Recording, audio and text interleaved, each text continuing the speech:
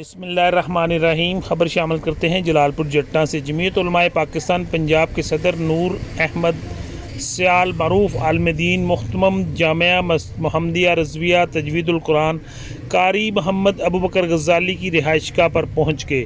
General secretary جمعیت علماء پاکستان پنجاب کے doctor Javed Akhtar, ضلعی صدر حکیم افتخار علی نورانی، ضلعی جنرل سیکرٹری چودھری فیاض حسین، ضلعی رہنما رحیم یارہاں، عقیل احمد سیال، محمد طاہا نورانی سمیت دیگر بھی ان کے ہمراہ تھے۔ جلال پور جٹا پہنچنے پر قاری محمد ابو بکر غزالی، حافظ مقصود احمد، حافظ اللہ دیتا چشتی، قاری رحیق احمد، محمد طاہا نورانی، حاجی محمد اکرم، مجیب اعظم، حاجی صداقت علی، شرافت علی وقاص، پرنس شاہد بھٹا، ملک ناصر محمود شاہد ڈار، رانا شاہد پاشا، مرزا تصدق حسین، مدثر چیمہ اور دیگر نے مہمانوں کا پرتپاک استقبال کیا۔ اس موقع پر علامہ نور احمد سیال اور دیگر نے قاری محمد ابو بکر غزالی کے بانجے کی وفات پر فاتحہ خوانی کرتے ہوئے مرحوم کی مغفرت، درجات کی بلندی اور لاحقین کے لیے صبر جمیل کی دعا کی۔